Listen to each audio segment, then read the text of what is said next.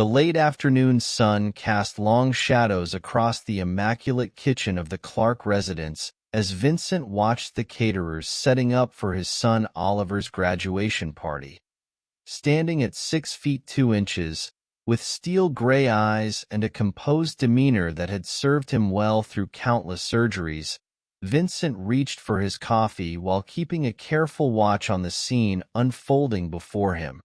The head caterer approached him, clipboard in hand. "Dr. Clark, where would you like the seafood station?" "The west side of the pool area should work well," Vincent replied, his voice carrying the quiet authority that had earned him respect in both the operating room and the boardroom. "Just ensure it's under the awning to avoid direct sunlight." Through the kitchen window, he caught sight of his wife Catherine directing the decoration team. After 25 years of marriage, he'd learned to read the subtle signs in her movements, the slightly too precise gestures, the bright smile that might be a bit too polished. At T52, Catherine still turned heads with her tennis-toned figure and carefully maintained appearance, but Vincent had learned to see past the polished exterior. "Vincent," Catherine's voice held that familiar edge of urgency as she swept into the kitchen, her designer sundress rustling. "Could you help with the decorations inside? The living room still needs attention." Before Vincent could respond, his brother Henry emerged from the pool area, his casual demeanor just a shade too calculated. "I've got the backyard handled," Henry added quickly, running a hand through his salt and pepper hair. "Those string lights won't hang themselves." Vincent nodded, maintaining his neutral expression even as his hand brushed against the phone in his pocket. He'd started doing this a year ago, following the advice of Clay Maloney, a security consultant with a background in the military. Maloney had first mentioned something about irregular patterns in Catherine's behavior and some financial transactions that seemed a bit odd. Dr. Clark, Sarah Chin, one of the nurses from his practice, came over with a stack of paperwork. "I'm sorry to bother you, but these surgical schedules need your approval before Monday."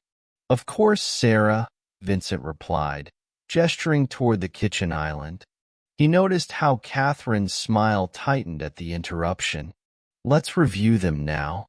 As Sarah spread out the documents, Vincent caught the flash of irritation that crossed Henry's face. His brother had always been the more personable one, content with his role as hospital administrator while Vincent pursued his surgical career. Now, as he watched Henry's hand gently touch Catherine's arm, Vincent thought about how that kindness had been his secret weapon. "Dad," Oliver's voice rang out in the kitchen as he rushed in, his 6-foot frame bursting with energy in his graduation suit. "Can you help me with something?" "It's about the medical school application." Vincent studied his son's face, which was so similar to his own, or so he'd always thought. "What's on your mind?" Oliver began, leading Vincent toward his study. "It's the personal statement. I want to mention the volunteer work at the hospital, but I'm not sure how to frame it." Through the study window, Vincent had a clear view of the pool area. He watched as Henry reappeared, moving with too much familiarity in a space that wasn't his home. The security camera Clay had installed 6 months ago would be capturing every moment. "Oliver," Vincent said carefully, "why don't you tell me about the hospital volunteering?" "All of it." His son shifted uncomfortably. "What do you mean?" "The hours you logged when I was in surgery. The time you spent with Uncle Henry." Oliver's phone buzzed, his girlfriend Katie's name flashing on the screen. "I should take this," he muttered, relief evident in his voice as he stepped out of the study. Vincent returned to the kitchen, timing his movements precisely. The caterers had moved outside, leaving the space momentarily empty. Through the window, he watched as Henry pulled Catherine close behind a decorative trellis, their kiss speaking of years of practiced deception. Vincent's hand held his coffee cup, but he looked calm. After 20 years of doing high-stakes surgery, he knew how to keep his hands steady and be careful. Catherine's laugh rang out, sharp and triumphant. You spent 20 years of family vacations thinking we were just close in-laws. The best cover is hiding in plain sight, she said to Henry, not knowing that Vincent was watching her from the window. Henry replied, his hand lingering on her waist. Vincent was always too busy saving lives to notice what was happening in his own home. They turned, finally spotting Vincent at the window. Instead of shame or guilt, Catherine's expression showed only arrogant satisfaction. Well, she said, her voice carrying clearly through the open window. I suppose the charade can finally end. Even the kids call him Daddy when you're not around. Vincent. Oliver appeared beside Vincent, his face a mix of defiance and guilt. Sorry, Dad, but we had to choose sides a long time ago. Uncle Henry was always there while you were at the hospital. He came to my games, helped with homework. Vincent smiled, reaching into his jacket pocket where Clay's USB drive sat heavy with evidence.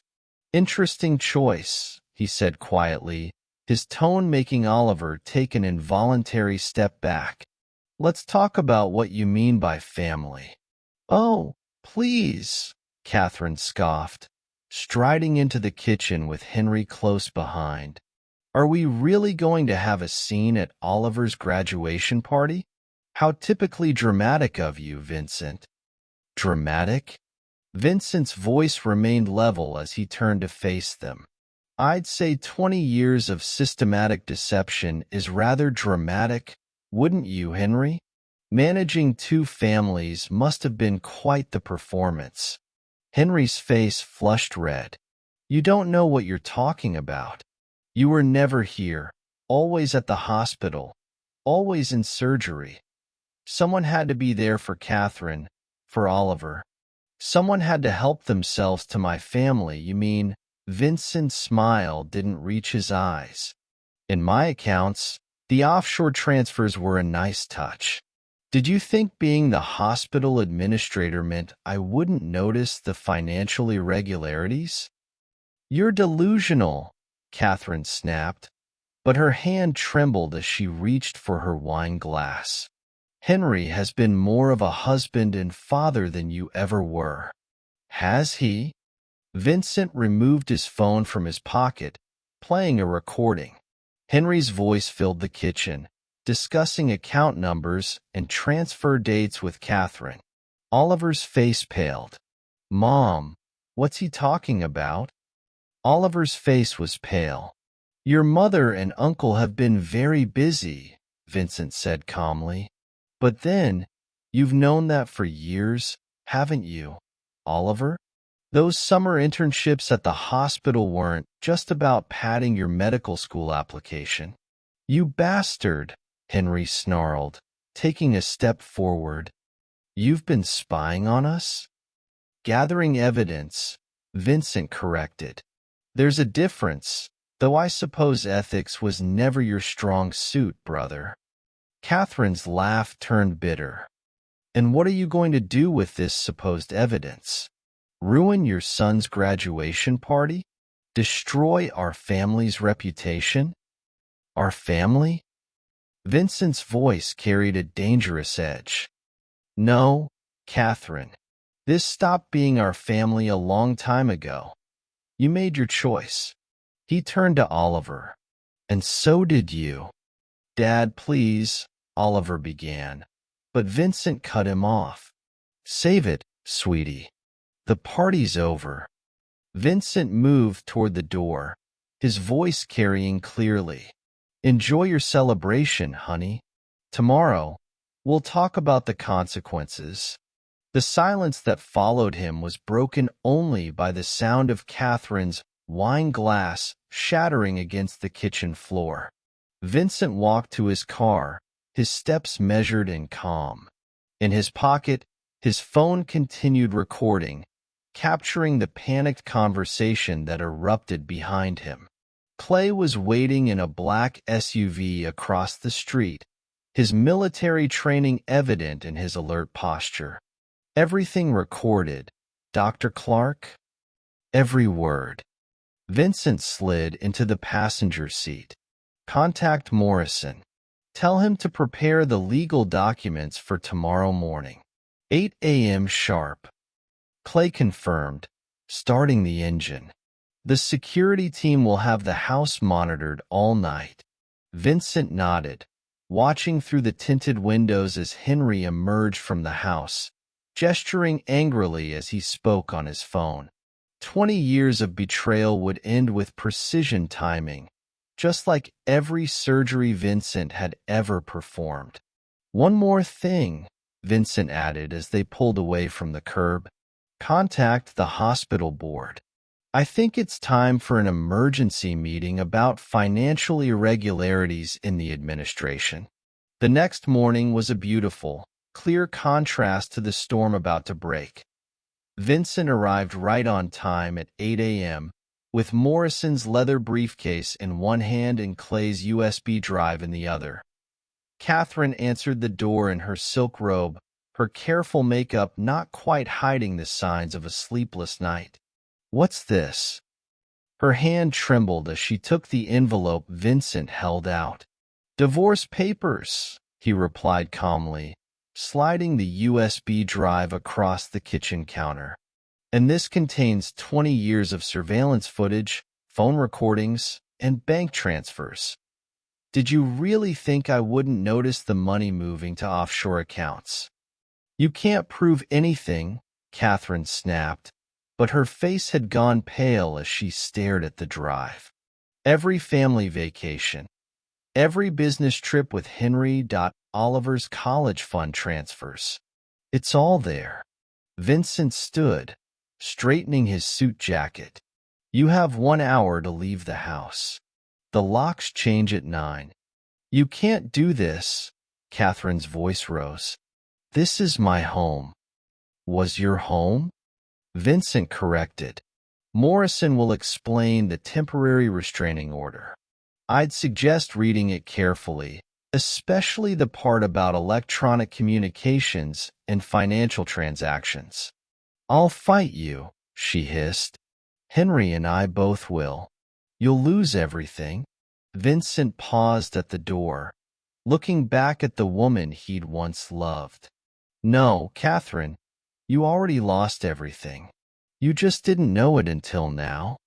As he walked to his car, Vincent heard Catherine's angry sobs through the open window, but his steps didn't falter. In the surgical theater, hesitation meant death. In life, he'd learned, it meant something worse, the slow death of dignity and self-respect. His phone buzzed, a text from Clay confirming that Henry had just received similar papers at his home. Vincent smiled as he started his car.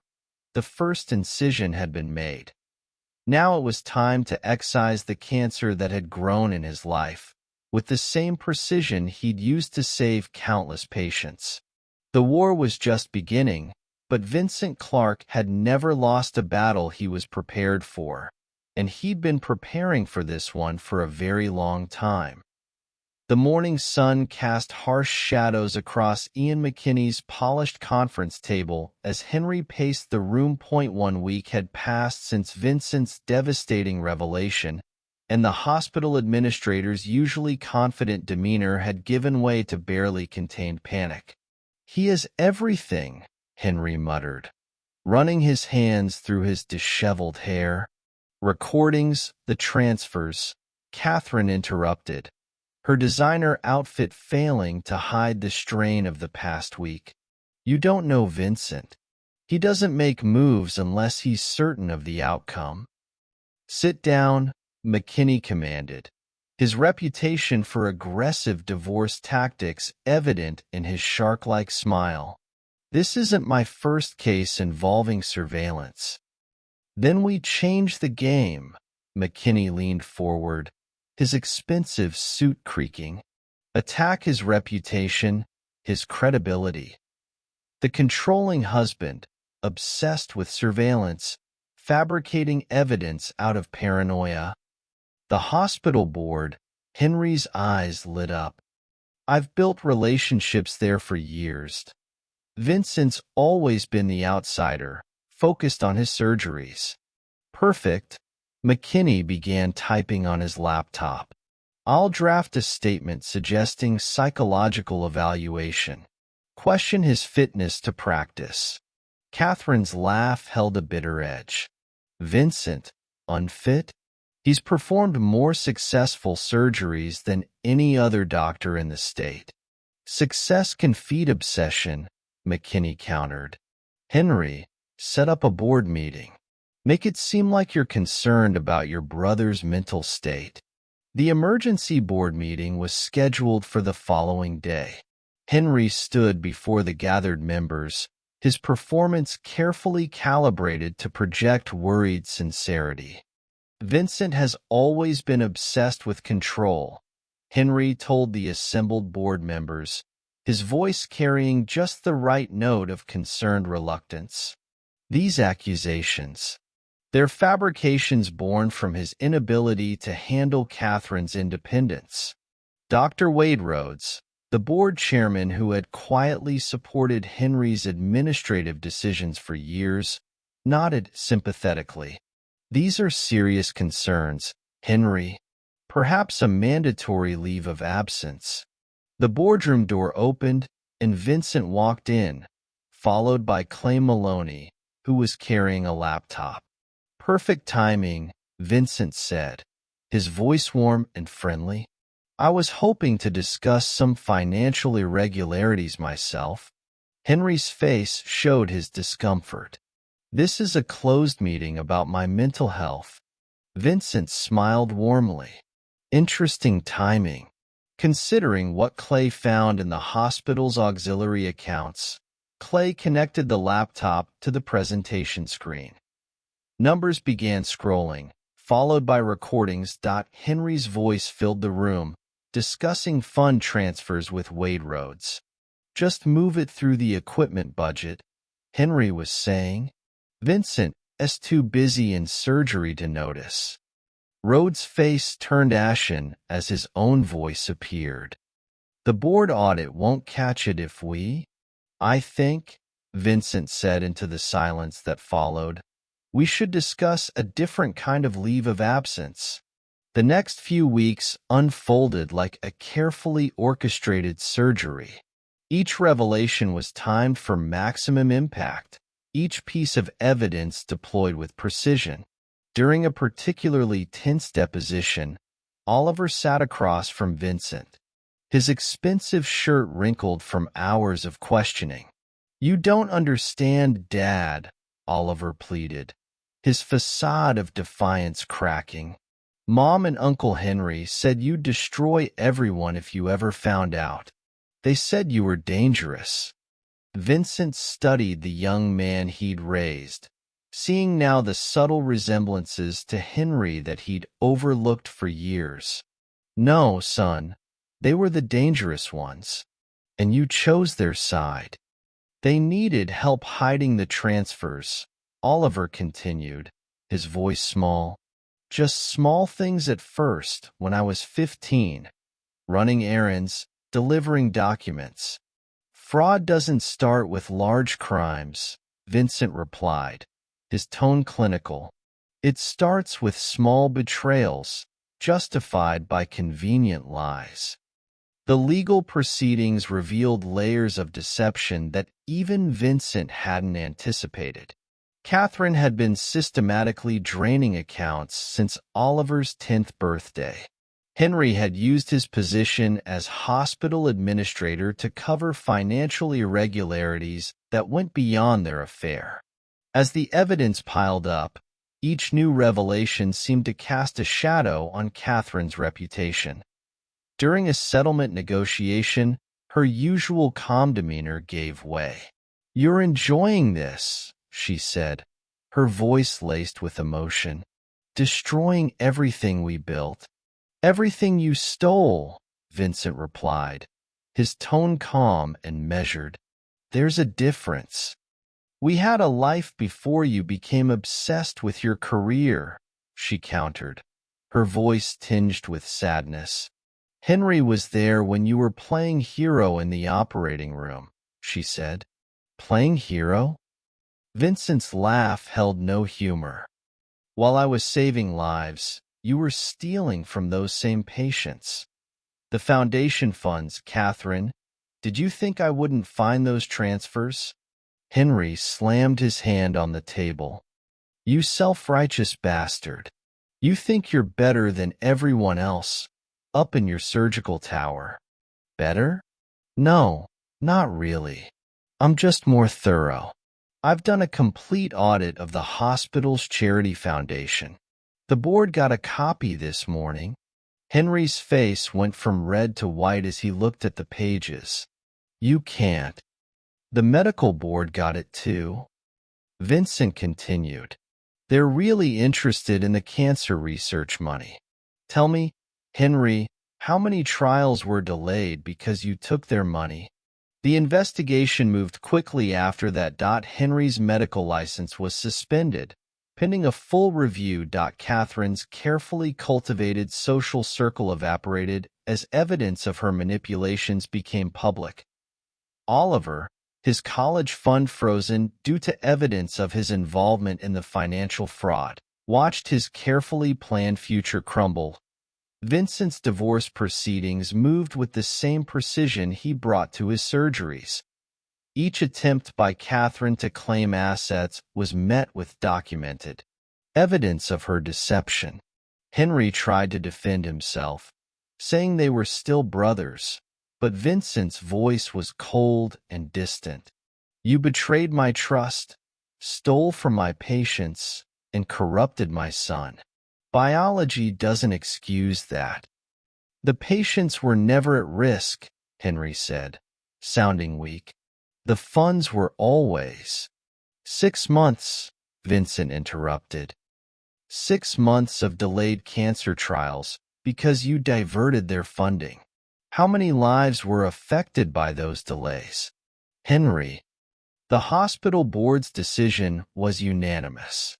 Henry's termination was followed by a referral to the state medical board for ethics violations, effectively ending his career in hospital administration.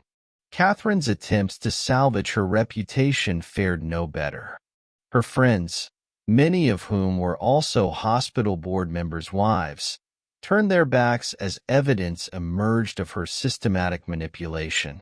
"I hear she tried to join the country club committee," Vincent overheard one nurse telling another.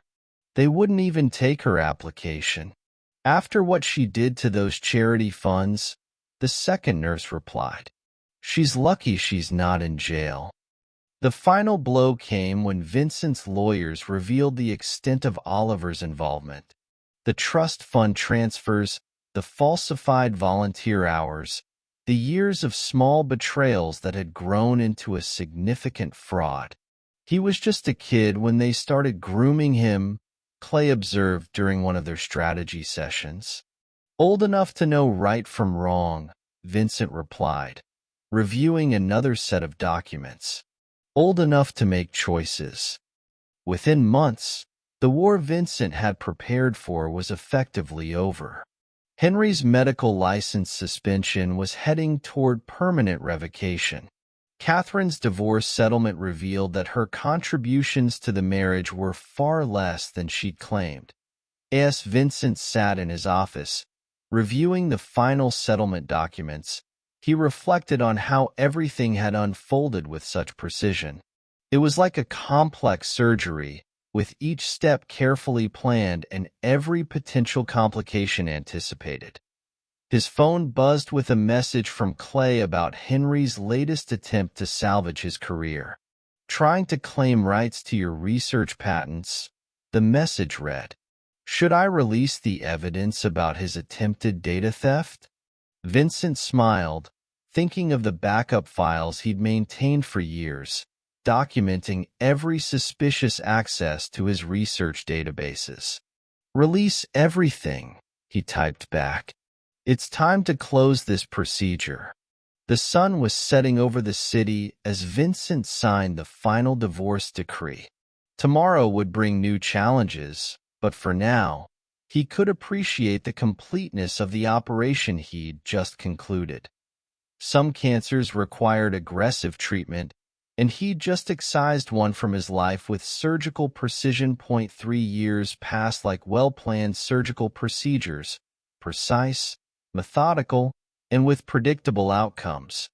Vincent Clark stood at the floor-to-ceiling windows of his penthouse, overlooking the city, watching the sunset paint the skyline in shades of amber. His reflection showed a man who had emerged stronger from betrayal, his steel-gray hair now a distinguished silver at the temples, his posture that of someone who commanded respect rather than demanded it. The notification sound from his laptop drew his attention back to his desk, where the quarterly reports from his private practice showed numbers that would make any hospital administrator envious. Not that Henry would know, though. Vincent's former brother now worked at a small clinic in Nebraska, and his medical career had been a shadow of its former glory. "Dr. Clark?" His assistant's voice came through the intercom. "Dr. Hannah Reynolds is here for your 6 p.m. meeting." Vincent smiled, a genuine expression that had become more frequent in recent months. "Send her in, Sarah." Hannah entered with the confident stride of someone who spent their days making split-second decisions in the trauma unit. Her dark hair was pulled back in a practical bun, and her scrubs were replaced by casual business attire that spoke of a woman who understood both operating rooms and boardrooms. "Quarterly numbers look good," she noted, glancing at his screen, "though I'm more interested in dinner. I've got an hour before I'm back on call." Their relationship had developed over the past year, built on shared dedication and integrity. Hannah had been chief of trauma surgery when the truth about Henry's mismanagement of hospital funds came to light. "Italian?" Vincent suggested, reaching for his jacket. There was a buzz from his phone with an email notification. The sender's name made him pause. "Oliver Clark," it read. "I need to see you. It's important." Hannah, reading the message over his shoulder, looked concerned. "Are you going to respond?" "Yes," Vincent replied, his voice neutral. This was inevitable. The meeting was scheduled for the following Tuesday. Vincent sat behind his desk, watching Oliver approach through the office windows. His one son looked older than his 21 years, the expensive clothes replaced by worn jeans and a shabby jacket. "I need help with college tuition," Oliver began without preamble, dropping into the chair across from Vincent. "Mom and Henry can't." "Before you continue," Vincent interrupted, opening his desk drawer to remove 2 sealed envelopes. "Read these." Oliver's hands trembled slightly as he opened the first envelope. The DNA test results were clear, clinical, and devastating. The second envelope contained transcripts of years of recorded conversations between Oliver, Henry, and Catherine, plotting their deceptions. "Henry is your biological father," Vincent said quietly, watching the color drain from Oliver's face. "Has been since before you were born. That's why you had to choose sides. You were always on his side." "Dad, Oliver's face crumpled, the arrogance of graduation day long gone. "I'm not your dad. I never was. That was your first betrayal, letting me believe I was. We didn't. I didn't know until when?" Vincent's voice remained steady. "When did you start helping them hide evidence?" 15. wasn't it? Old enough to know right from wrong. Oliver slumped in his chair. Mom said you'd help with tuition, said you wouldn't want your reputation damaged by having your son drop out of college. My reputation? Vincent's laugh held no warmth. My reputation is built on integrity, Oliver. Something you, Henry, and Catherine never understood.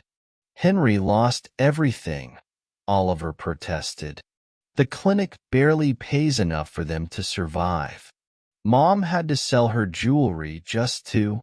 Actions have consequences. Vincent cut him off.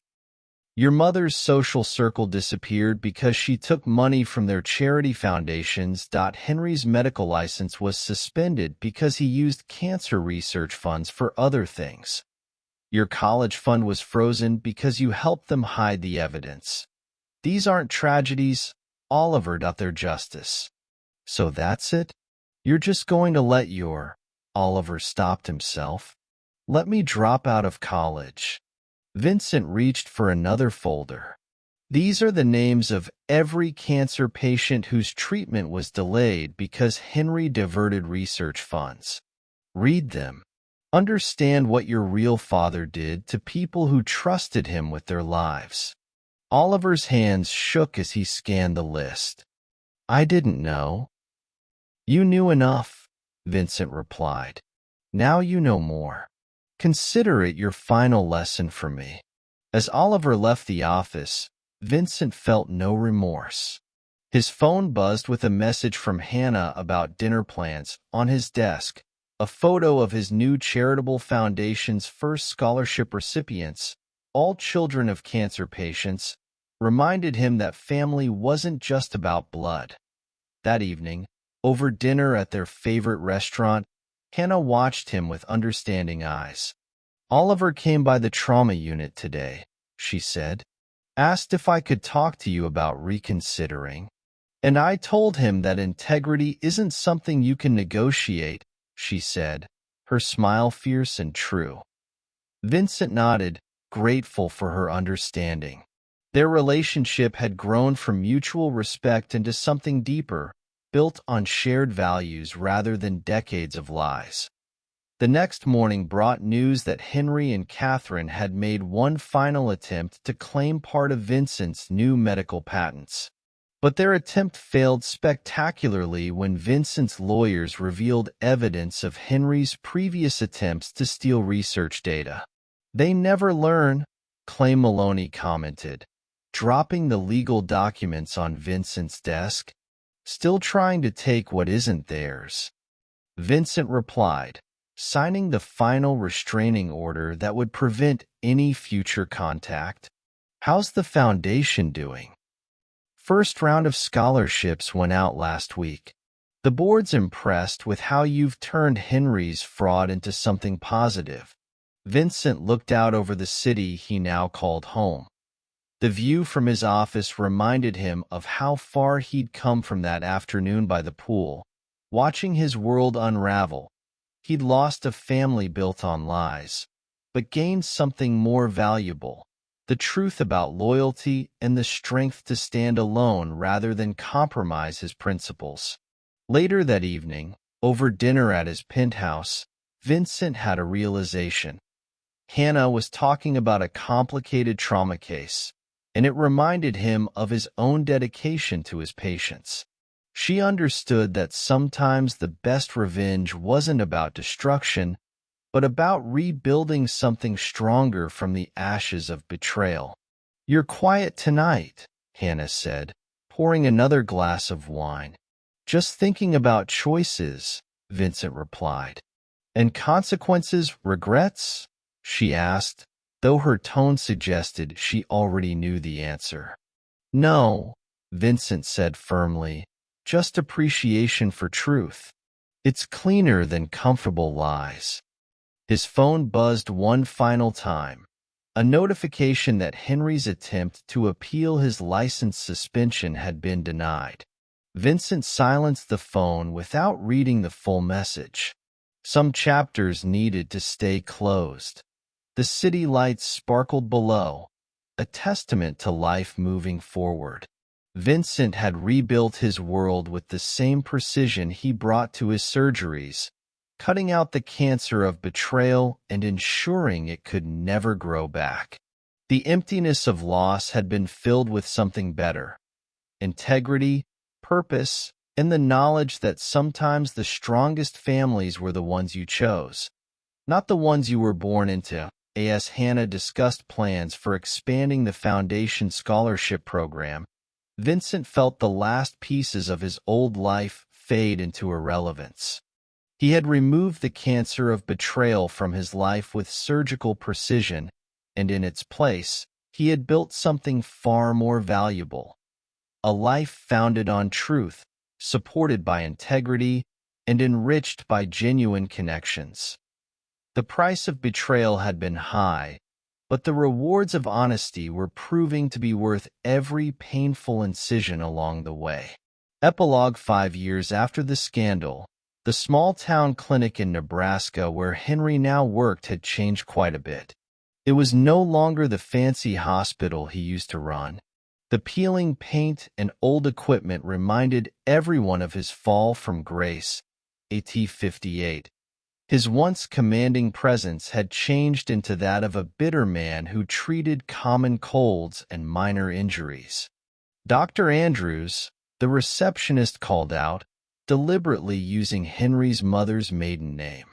After the scandal, he'd been forced to change it.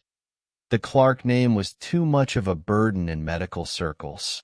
His office, a cramped room with fluorescent lighting, contained newspaper clippings he collected about Vincent's continued success. The most recent showed Vincent receiving a humanitarian award for his charitable foundation's work in providing medical care to underprivileged children.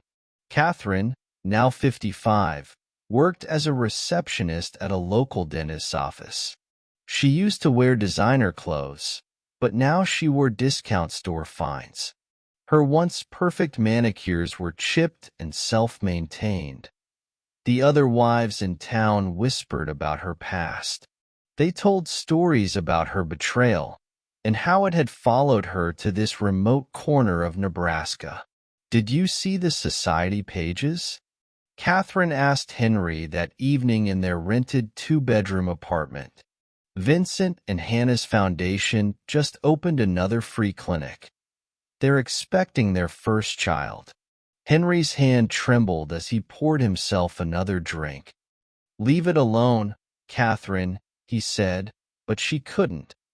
The laptop screen showed photos from a recent charity gala. Vincent distinguished in a tuxedo, Hannah elegantly showing her pregnancy. The article detailed their work: 3 free clinics, a scholarship program for medical students from underprivileged backgrounds, and a research foundation focusing on pediatric cancer, funded partially by the settlement money from Henry's fraud case. Their own son, Oliver, had eventually completed his community college degree through night classes while working as a pharmacy technician. He tried reaching out to Vincent once more 2 years ago, sending a congratulatory email when Vincent and Hannah's wedding was announced. Unfortunately, the email bounced back, as Vincent's lawyers had decided to maintain a strict no-contact policy. Clay Maloney, whose security firm now handles all of Vincent's charitable organizations, had set up a really thorough monitoring system. Any attempts by Henry, Catherine, or Oliver to approach Vincent or his new family would result in immediate legal consequences. "Remember Sandra's wedding invitation?" Catherine said, referring to her former best friend. The invitation had been returned unopened. Her social circle had been a few other people they'd met in Nebraska. Henry's ex-wife Linda had done really well after their divorce. She'd used her settlement to open a successful wellness center, and her social media showed frequent trips to Europe and a new husband who looked at her with genuine devotion. She'd even been invited to Vincent and Hannah's wedding. The hospital board chairman, Wade Rhodes, had to resign after Vincent's evidence exposed the full extent of the financial fraud. He occasionally saw Henry at medical conferences for small regional clinics, both men avoiding eye contact, their name tags displaying different surnames than the ones they'd worn in their prime. Sarah Chin, the nurse who'd worked with Vincent for years, had been promoted to chief nursing officer at his private practice. She took particular satisfaction in returning any messages from Henry or Catherine with a form letter citing the no-contact policy. "We should never have tried to claim those patents," Catherine said, closing the laptop. Their last attempt to grab at Vincent's success had resulted in their lawyer dropping them as clients and another hefty fine they were still paying off. Henry's medical license remained restricted, requiring annual reviews and limiting the procedures he could perform. The small-town clinic tolerated him because they were desperately understaffed, but his colleagues maintained a professional distance, the whispers about his past following him through the corridors. Meanwhile, Vincent and Hannah's life exemplified everything Henry and Catherine had lost. Their private practice had expanded to 3 locations, each specializing in different aspects of surgery and trauma care. Their charity, named after a cancer patient whose treatment was delayed due to Henry's misfortune, brought hope to families facing medical challenges. Clay's security reports, a product of his meticulous nature, offered a glimpse into the lives of the conspirators. Oliver worked double shifts to afford a modest apartment, a dream of medical school now out of reach. He tried dating, but his past caught up with him every time, and he ended up in relationships that didn't last. Catherine did her best to keep up appearances, using hair dye to cover her grays and makeup to hide the lines around her mouth, but it wasn't easy. The other society wives in their town didn't want her at their events because her past might tarnish their reputations. The final insult came when Henry's mother changed her will before passing away, leaving her estate to a medical scholarship fund administered by Vincent's foundation. She included a letter made public as part of the bequest, expressing her shame at Henry's actions and her hope that Vincent's work would help repair some of the damage her son had caused. In the spring, Vincent and Hannah welcomed their daughter, Grace Integrity Clark. The birth announcement in the medical journal included a heartfelt note about a new pediatric wing being opened in her honor. Henry saw the announcement during his lunch break, and he was overwhelmed with emotion. His hands were shaking so badly he spilled coffee on his well-loved dress shirt. The contrast between the lives they'd chosen couldn't have been starker. Vincent had built his success on integrity and dedication, while Henry and Catherine's actions had led to a series of consequences they couldn't escape. Every day was a reminder of their fall, with rejected credit cards, unanswered social invitations, and closed doors in their professional lives. On Vincent's desk sat Clay's latest security reports, untouched. He no longer needed to read about their struggles. Instead, he focused on the future. The expanding medical practice, the growing foundation, and his new family, built on trust rather than lies. The price of betrayal had been high, but only for those who had chosen to betray. Vincent's new life was a beautiful example of what happens when you're honest, while Henry and Catherine's was a sad reminder of what can happen when you're not. Some choices have consequences that last forever. In the end, the hardest part wasn't even losing money or status. It was having to watch from afar as Vincent built something so much better than what they had tried to steal. They had no one to blame but themselves. The events that had unfolded years ago had far-reaching consequences for everyone involved. Henry, Catherine, and Oliver found themselves in a downward spiral, each day a reminder of their past mistakes.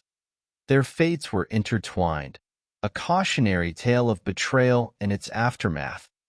Meanwhile, Vincent and Hannah's life was a stark contrast. Their success was not only a personal triumph, but also a symbol of the power of integrity. Their story is a testament to how our choices can shape our destinies, a lesson that resonates not just in this small town, but in all of us. As we reach the end of this story, I'd love to hear your thoughts. Share them with me in the comments. If you enjoyed this story, I'd be delighted if you could subscribe to this channel and click on the video you see on the screen. I'd love to see you there.